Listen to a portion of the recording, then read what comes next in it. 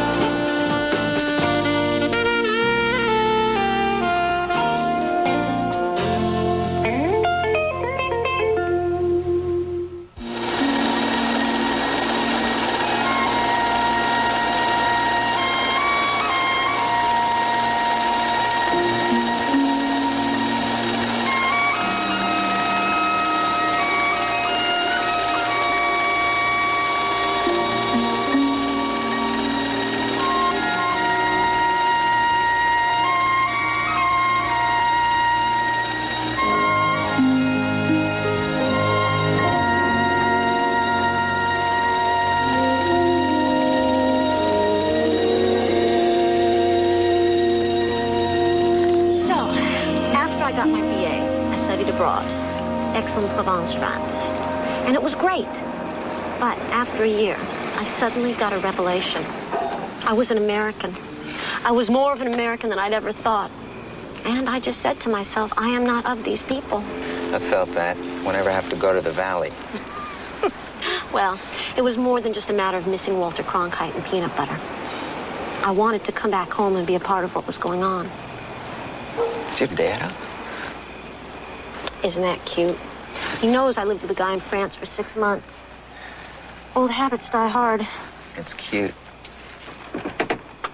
You want to come in, Joe? I don't know. I don't think your father's that crazy about me. Yeah, he's that way with all the guys I go out with. Besides, I have so many questions I want to ask you about reporting. Where's my keys? Oh, here they are. I've got to start looking for my own apartment. Can't you come in just for a few minutes? Oh, I suppose. Oh, I thought I heard something out here. Hi, Daddy. Hello, Charlie. Hello, Joe. I was just up doing some reading. Well, Joe, do you want to come in for a root beer? No, thanks. Gotta get in early in my job.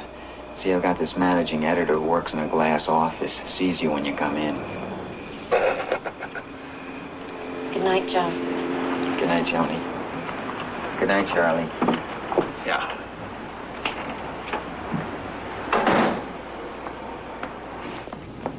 Morning, Tim. Hey, Joe. I wouldn't let this guy up, but he insists on waiting to see you. Joe Rossi? Look, I apologize for my story in the artists in Venice. They're not all dope fiends. Here. This is for you.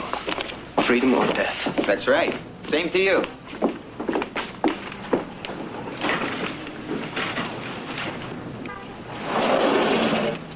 Who was that? I guess somebody who reads the Trib and sensed from something in my pieces that I was a guy you wanted to communicate with. Would you mind not doing that in here, Rossi? You might have a bomb in it. I'm going to the darkroom. Give me a minute or two to close the door before you open that. Why do I get all the wackos? Something they sense in your pieces? I'll say this guy has style. At least I attract a higher class of nut. What is it? Ah, see, now you're curious. Lou, what do we do with something like this? What is it? The letter says these are plans for an atomic bomb. What do you think? I don't know. It's been a long time since I looked at A-bomb plans. You spent a lot of time drawing these. Enclosed, you will find plans for a nuclear device. We are sending the plans so that you know it works. Check it out if you doubt us. This is not a joke. The device will be detonated in an important part of Los Angeles if these demands are not met. What do they want? $10 million. We have to publish their message. Warasik and Katulich have to be released from prison. Who? The negotiations must begin immediately on the formation of a free and independent Croatia. Why are they blowing up Los Angeles for that? The United States doesn't rule Croatia. Do we? What's going on? Bomb threat. Okay, call the police. This is supposed to be an A-bomb. But I think federal people get into it. Let's find out. Oh, see, how'd you get this? Some guy shoved it into my hands in the lobby. Okay, when we find out more, we'll kick the story back to you. Everybody's being so cool about it. We don't think it could be for real, do you? Well, no. You know, it's funny. If these guys had said there was an old-fashioned time bomb in the Trib basement, we'd all be panicked. But they blew their credibility with the A-bomb bid. Yeah? Yeah, what? Not to worry. What are you saying? That the drawings are fake? Well, they always are. Always? Mr. Ogans, do you get a lot of A-bomb threats? Well, I wouldn't say a lot. Would you? What's a lot? One a week? No. But there are plenty of kooks out there. Usually the police get called, and they call in the FBI, and Bob calls me, or someone from my agency, the Nuclear Regulatory Commission, and we check it out. Actually, the nuclear thing isn't as popular as it was a couple of years ago. Laser ray devices are in now. We are fighting Star Wars. So what do you do with those now? Well, it's policy to treat everyone as the real thing. Now, we'll find the young man who passed that threat to your reporter. And perhaps if your people could take the time to give us a description. Sure. Big old time you need. You could also do something else for us. For obvious reasons, it's important to us that the Tribune sit on this story for a while. You boys have any trouble with that? No. It's policy to cooperate with you boys in something like this. We would like to be kept informed of the progress of the case. Oh, absolutely. We want to keep the lines of communication open. Yes, it's very important that we keep in touch. By the way, I really like the Tribune. I travel around and I have to read a lot of newspapers. And the Tribune is one I can always look forward to with my morning coffee. Thank you.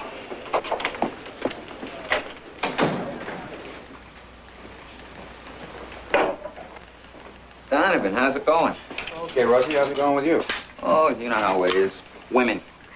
It's not one thing, it's another. That's true. I got into one of those situations we get into. You'll appreciate this. I was lecturing at a journalism seminar at UCLA, Men, Minds, and the Media. Which were you? Anyway, afterwards, this girl came up to talk, and you know how those audiences are. Well, this girl was different. She really had a good mind, understood what I was saying, thought I was terrific. Girls like that are hard to find. Yeah, wait. So we had coffee and talked, and I asked her out again, last night. Movie and dinner. Did you have a good time? I don't know. When are you going to find out? It's not that simple, Donovan. This girl is Charlie Hume's daughter. Ah. I don't think I'm ready for that. If I start dating her, it's going to be very awkward with Charlie. I mean, let's face it. I'm not exactly the kind of guy who wants his daughter to be involved with. Why do you say that? I'm in the wrong business. Nobody's more prejudiced against newsmen than a newsman. Then don't go out with her. It's not that easy. If I don't take her out now, it's just like an insult. How can I face Charlie after I passed on his daughter? I don't think it's a problem. If you don't want to take her out, just tell her you're not interested. Then start looking for another job. Right. Thanks, Donovan. Thanks for lending me that book, Joe. You know, it really does show how TV news just cannot do a story in depth. Is TV news supposed to? Oh, yeah, well, I guess you can watch TV for the immediacy and then use the newspapers for information. Use both neither. Where's the time? Joe, who are you with tonight? What do you mean? Well, you don't seem to be here with me. Yeah, well, I've got a lot on my mind. Look, Joni, I want to tell you something. Yes? This is hard. What is it? I think we're being followed. Don't turn around or anything. What? Your father doesn't drive a tan Cutlass, does he? Joe, are you serious? We're being followed? Same car's been near us all night. Well, maybe they're just going where we are. Let's find out.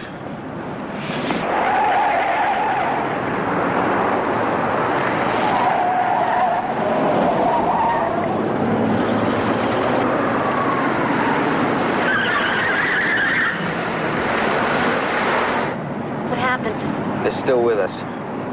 Who are they? Some nutty radical group made contact with me today. It could be them. In any case, I'm taking you home right now. Joe, do you get followed like this often? It happens. Boy, dating a guy in journalism sure is a lot more exciting than dating guys in comparative lit. Yeah, well, things do heat up sometimes.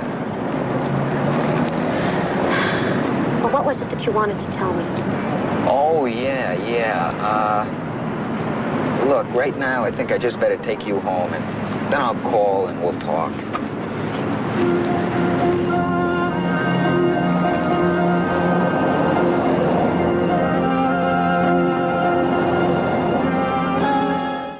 Lou Grant will continue in a moment here on A&E. Yes, honey, I'm telling you, I looked all over. Under the pillow? Sure. Yeah, I even took the blankets off. It was a gold necklace, right? Well, I don't know where else to look. Don't you ever lost and found? Look, if I do find it, I'll call you right away. Okay. Bye. Mrs. Pinchon. Lou, I was being followed last night. I don't know who it was, but I was definitely being followed. Yeah, that's interesting. So was I. You too? No kidding.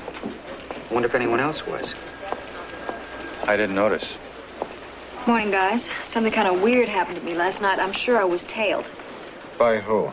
Oh, cops, government guys. It was real textbook. I think that's who was following me. You were followed, too? Yeah, so was Rossi. We were all tailed? I probably was, too. I was a little preoccupied. I'm gonna get them on the phone and tell them to call off their watchdogs. Wait a minute, Rossi, hold it. I don't like feds crawling all over me, Lou. They should be crawling all over you. We passed on an A-bomb threat to them, and they're just following up in a very thorough way. They weren't. You'd be pushing us to do an expose on government incompetence. Let me call them anyway. I'm gonna ask them if they were tailing us, because if they weren't, I want them to know somebody is, so they could tail them. So it looks like they're taking this seriously. I thought they said not to worry. I can't believe that a homemade atomic bomb is a possibility. Is it? A homemade atomic bomb that somebody built in his basement? Come on, Rossi. I'm just asking if it's possible. You need the resources of the U.S. government to make an atomic bomb, or the Russian government, or at least the Indian government. In any case, a government. Yeah, I would. I got a D in high school chemistry. But what about those guys with glasses who always went around campus carrying briefcases with the slide rules dangling from their belt loops? I thought they were building bombs even then. Some of them probably grew up to be bomb makers, and they work for the government. All of them? Maybe there's one mad scientist who doesn't. We're not going to settle this by arguing among ourselves. Let's find out. Rossi, how would you like a trip out of town?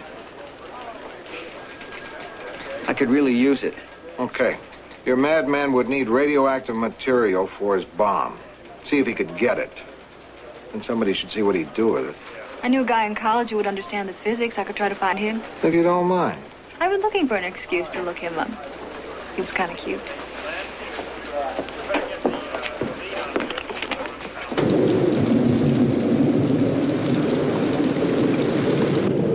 So, how can I help you, Billy? What did you want to know? Is an unofficial nuclear bomb possible? I thought you wanted to talk about us. Yes, it is. I don't mean theoretically possible. You mean, can a civilian with limited resources build one in his garage? That's right. No question about it. Absolutely.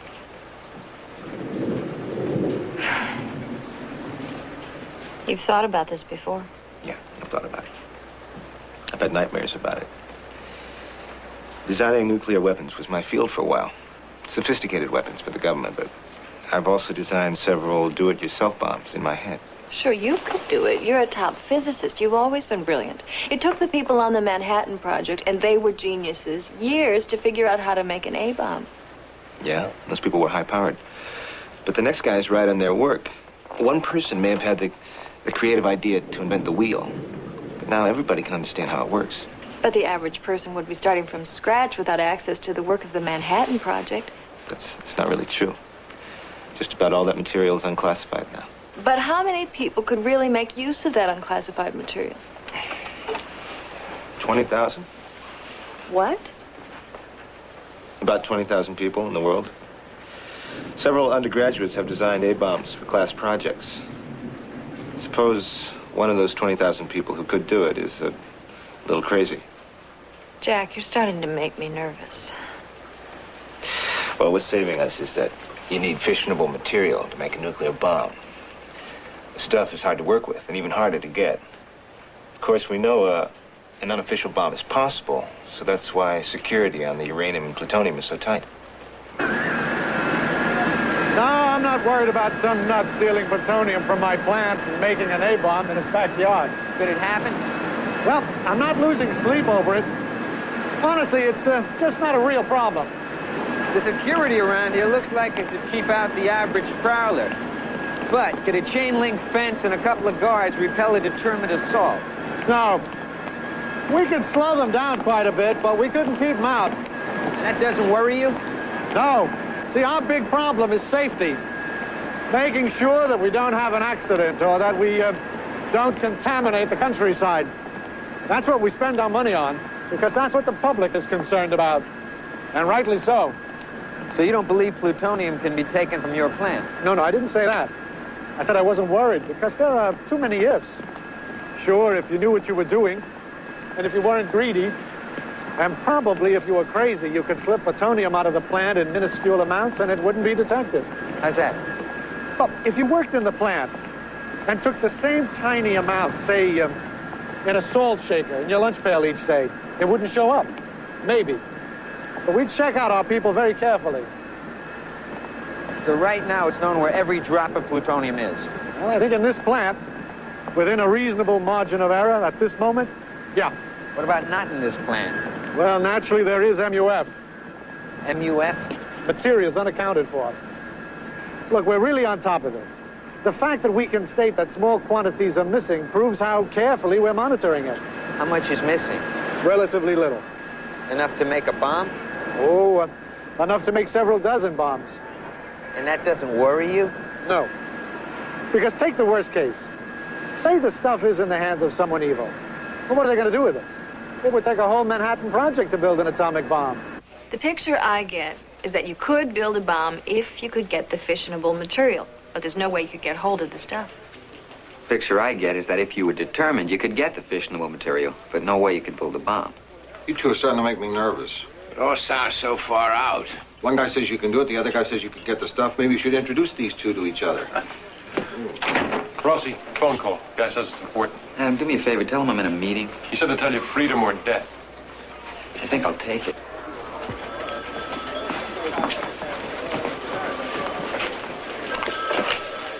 Line 4.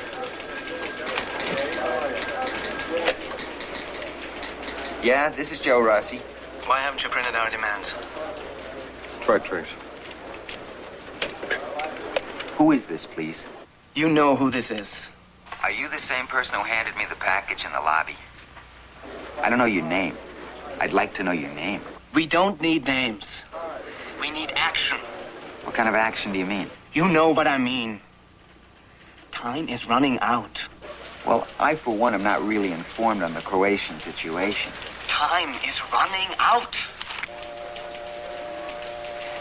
Not long enough for any kind of trace.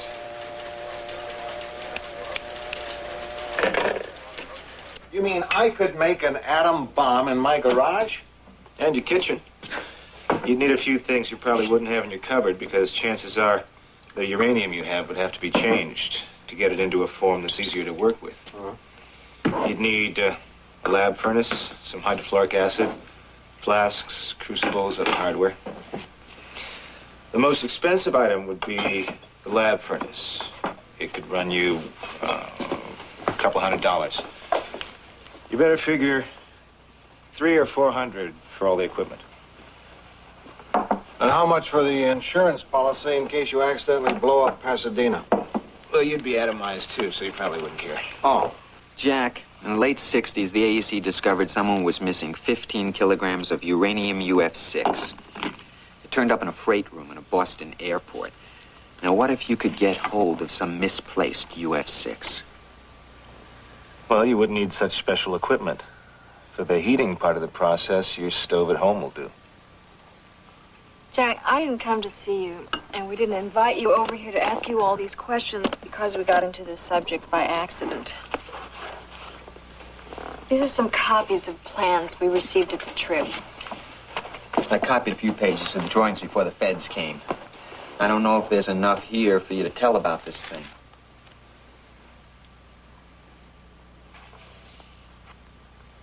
You know, I still have a certain security clearance, and because of information which is classified, I couldn't tell you if this bomb was workable. You could tell us it's not. You could say, this won't work. Look, Jack, if this bomb is not viable, just say something so we won't all be scared out of our socks.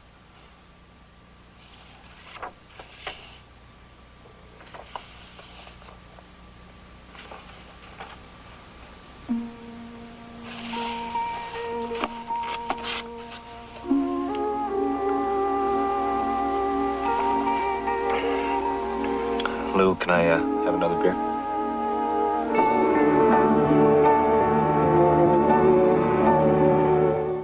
Lou Grant will continue in a moment here on A&E. The message of those terrorists, or do we just keep quiet about the whole thing? The police, the FBI, the Department of Energy, they all want us to sit on it. Of course they do. What do you think? We don't know what would happen if we ran the story now. Do you remember what it was like during the Cuban Missile Crisis? Sure, people were scared. Well, it was a little bit more than that here in this city. Do you remember what it was like, Mr. Hugh? Oh, yeah. I just moved out here. It was incredible. Supermarket shelves stripped bare by people who were hoarding. I saw one woman interviewed on television with a shopping basket full of carrots. Nothing but carrots. She had heard that vitamin A could help resist radiation poisoning. The small towns surrounding Los Angeles issued public statements that people would be shot if they tried to stop in their areas during an evacuation. Oh, it was not an inspiring moment for us. So if we did print the story now, we could start a wholesale panic. Yeah, but what if we don't print their demands? And these wackos back up their threat and set off the bomb? They haven't done it yet. I'm still for holding out. Mr. Hume? I agree. Well, how do we proceed? We keep working on the story. We try to find the nut who gave Rossi the threat. What do we know about that person? Not much. Well, good luck. And if you do get close to these extortionists, please tread gently, Mr. Grant. We'll be careful.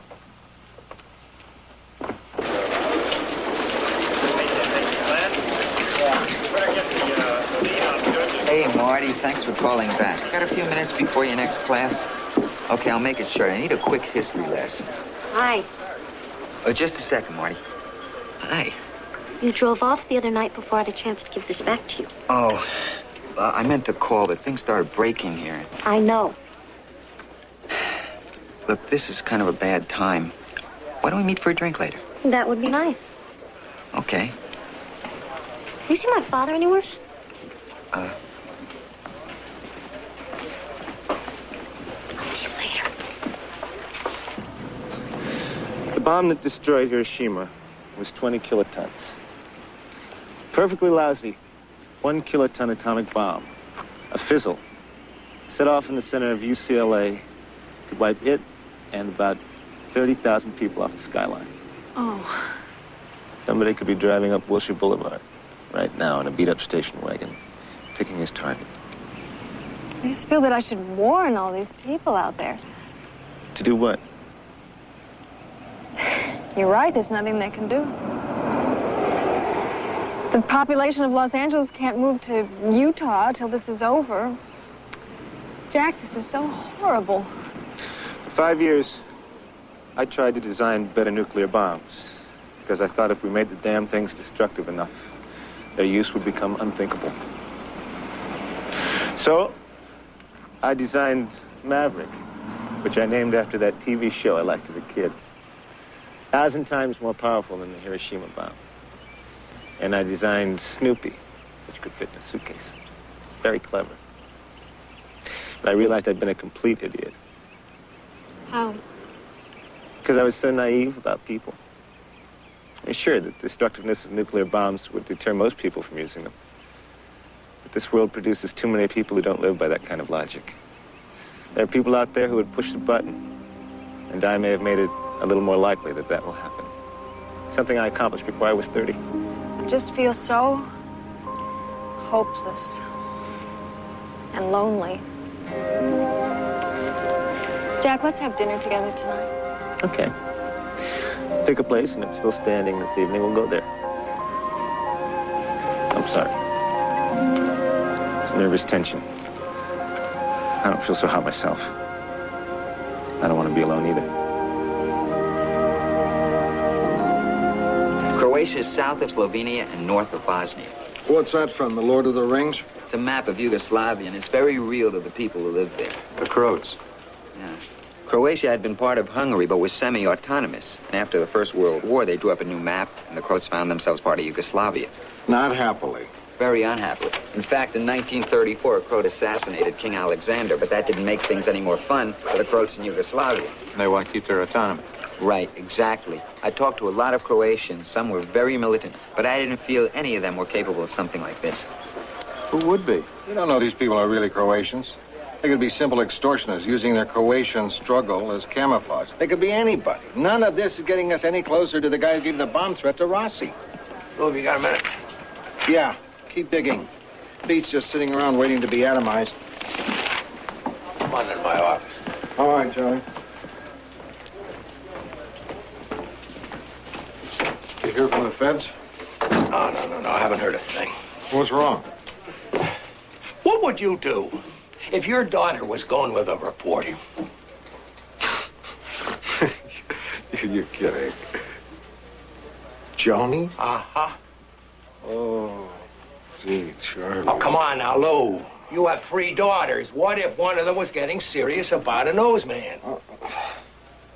I don't know. It's kind of hard to picture. Try. Well, I don't think any of my girls would. They're too smart.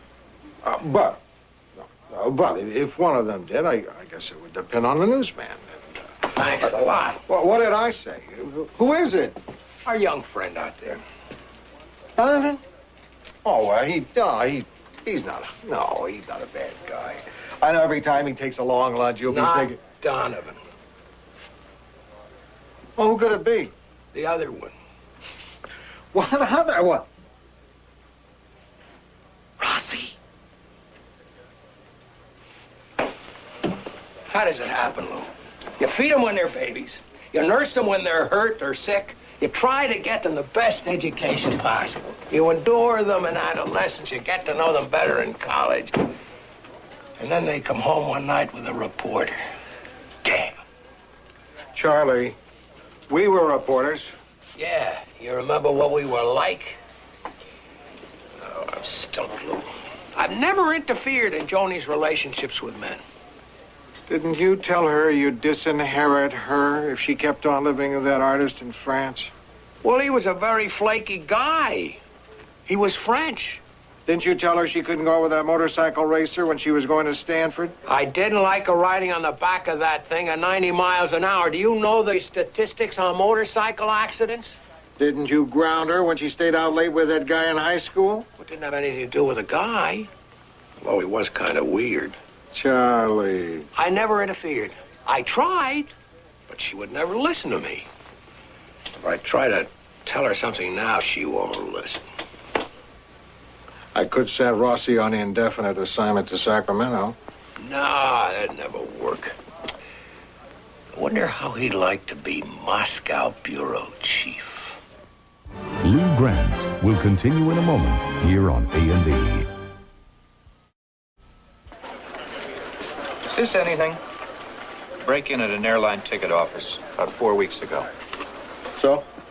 Well, no money was stolen, but somebody had used the computer. Didn't Jack Ridgway say that access to a computer would help somebody trying to design a bomb? Yeah. Very good. I want Rossi to stay on what he's doing. Give this to Billy when she checks in. Hey, Donovan. What do you think? You think there's someone out there driving around with an A-bomb in his back seat? I don't know. That's almost too big to think about.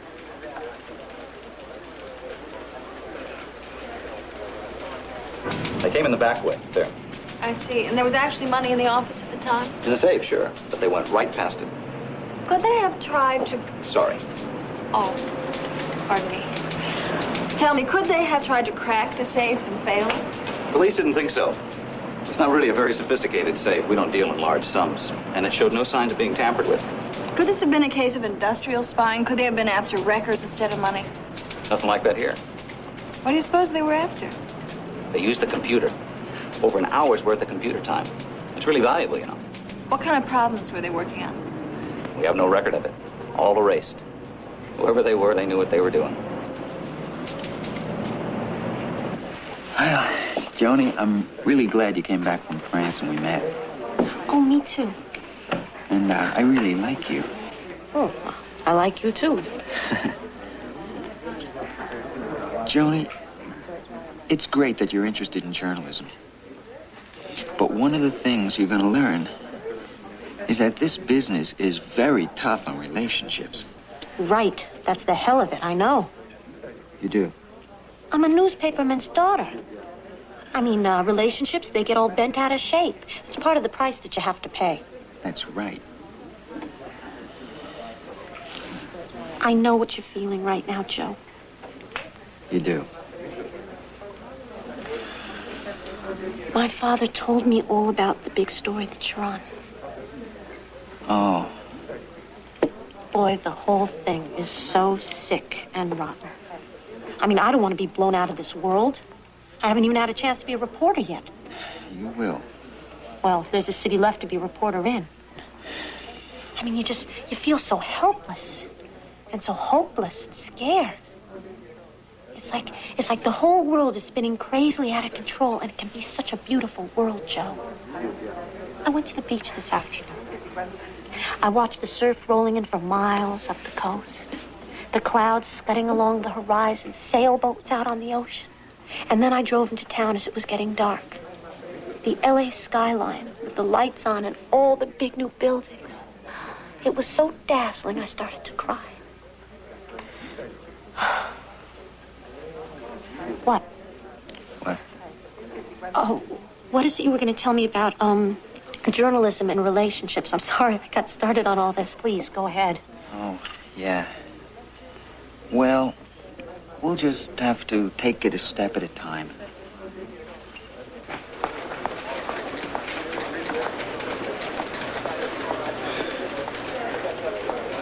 Lou. Lou, I think I got something. What is it? The group surrounding the consulate building shouting slogans in Serbo-Croatian and English. Tito must go and freedom or death. That was your man's message, right? Freedom or death? That's right. What else does it say? What's the group? They call themselves the Ides of March. Ides of March is just March 15th. A group of Croatians were killed trying to hijack a plane on that date last year. I called Croatian groups all across the country. Some of them knew the name and got very upset. They disavowed any relation to these Ides of March people. Doubted they were even Croatians. So you think this crazy group is planning an anniversary celebration this year, maybe with a big bang in it? I don't know. What do you think? Hey, fellas, I wish you'd figure it out. Today's the 14th. 15th is tomorrow.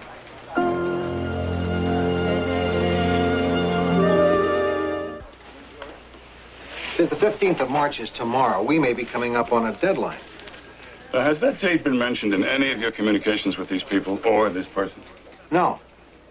Isn't it a coincidence this is happening now on an anniversary that is so important to them? Maybe not. Maybe. In any case, we are investigating it thoroughly. You've been investigating thoroughly ever since this thing started. And there's still some nut out there in this city with an atomic bomb. Now, we don't know that. That's just what he says. But it is possible. Mr. Grant, we've dealt with this kind of thing before. They are never, never real. That's still your position? You've seen those plans. How real are you taking this threat? Oh, we treat them all as if they were real. How real is this one?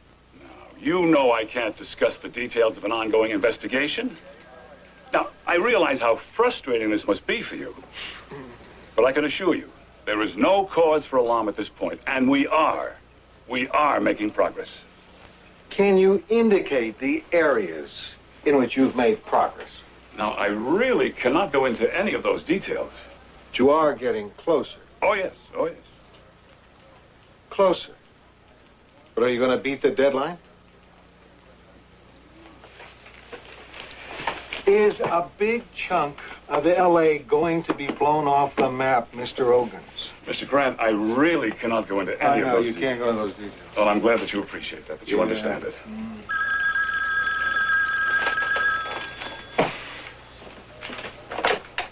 Yeah.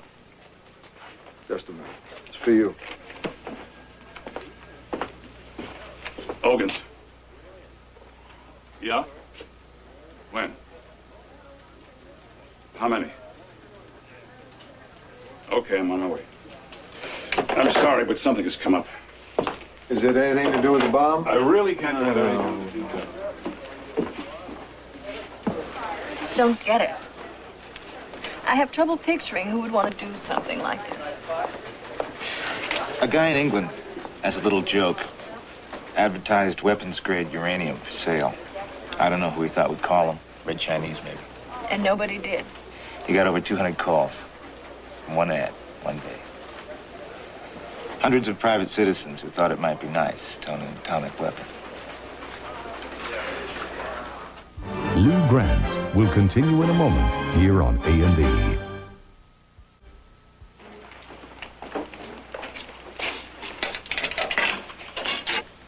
Oh, Charlie, I'm sorry. I didn't see you were here. It's okay, I was just deciding. Oh, go ahead. No, go. You go ahead. Oh, no, you were here first. It's your quarter.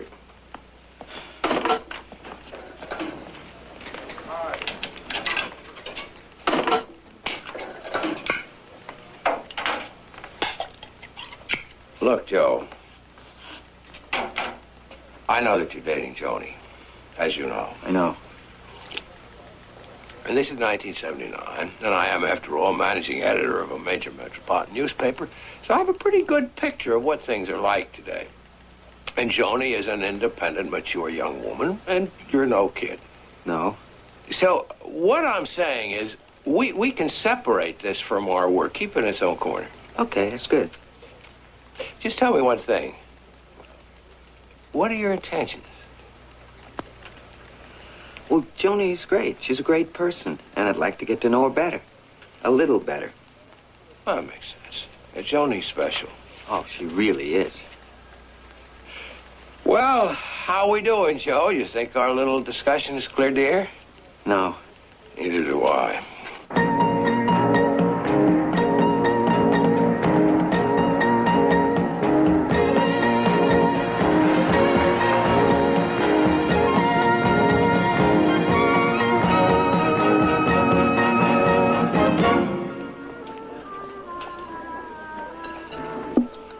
Joe, I must seem so young to you. Not really. Well, I am young. But I do know when something isn't working out, and we are not working out. There's someone else, isn't there? Yeah, there is. Okay, well, that's what I thought. Your father. He is very protective of you. Oh, I see. Oh, that's the problem. That you work for Charles Hume, and Charles Hume is my father. Well, yeah. Well, problems have solutions. I mean, that is, if we both have an interest in continuing this thing, we should be able to find a solution. You think we could get rid of your father?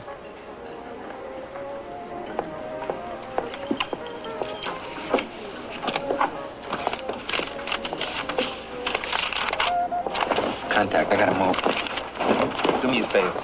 Go up right now and tell Lou and Charlie, and tell them the note says no cops. Yes, Joni.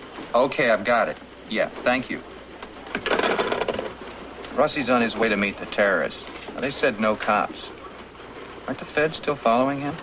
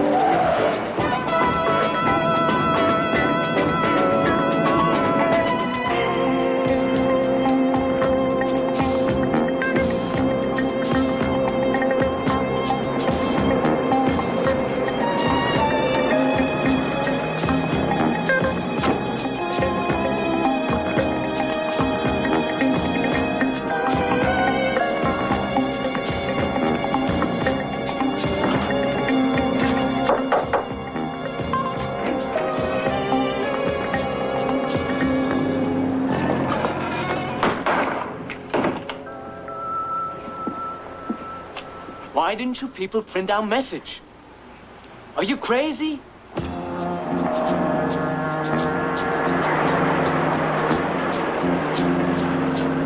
Don't you people care if Los Angeles gets blown up? Don't you have a sense of responsibility? There is no bomb, is there? You designed one on paper to make your threat convincing, but now you have nothing to back up your demands.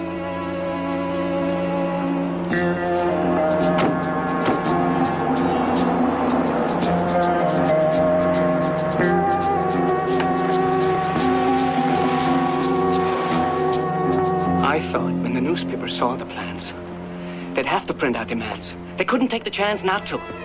How could I know I was sending the plans to a newspaper full of idiots? Where is the bomb?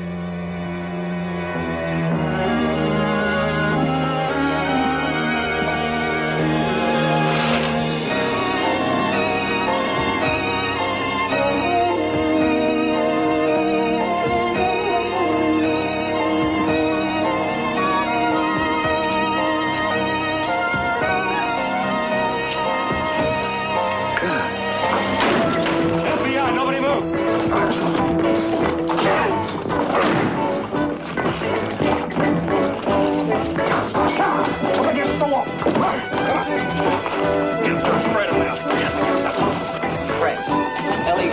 Joe Rossi, I'm a reporter. Will you just look inside? Call my editor, Lou Grant. Will you look in my pocket? Come on, man. Just look inside.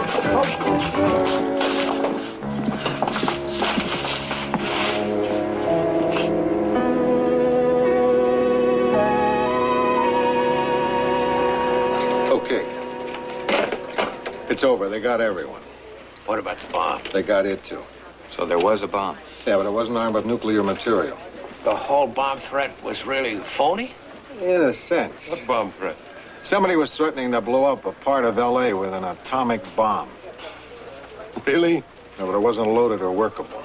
I guess not. You need a whole Manhattan Project to build an atomic bomb.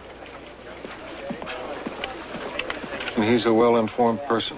Doesn't affect him. He's in financial. So we'll run a story about this, and that's how people will react. They'll never know how close we came. How close did we come? We just got a call on this. The Feds stopped an attempt to steal some weapons-grade plutonium from a truck parked outside a coffee shop in Arizona. Is there a tie-in? Ogum said he couldn't go into details. I think that means we came pretty close. Jack, we're off the hook. I guess we are. For now. Yeah. So long, Lou. So long, Jack. What else have we got for the first edition? Well, we had a 4-car pileup on the Harbor Freeway, and the city council is deadlocked over bike paths for Hancock Park. Jeez. We really could use that bomb today. So let's see each other before the next end of the world.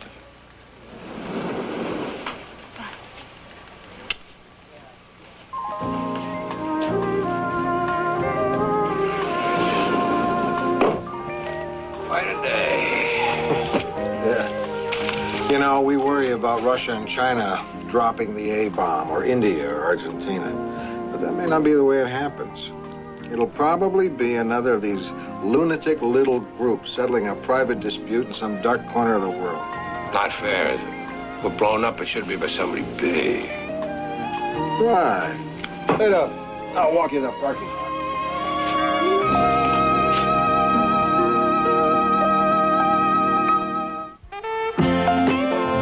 Take a trip on the beat with the cops who bring crooks to trial on the critically acclaimed crime show Law and Order tonight. Now, an officer is killed and Internal Affairs is on the case. Martin Balsam, Kim Hunter, and Jack Carter star in Police Story. Next on A&E.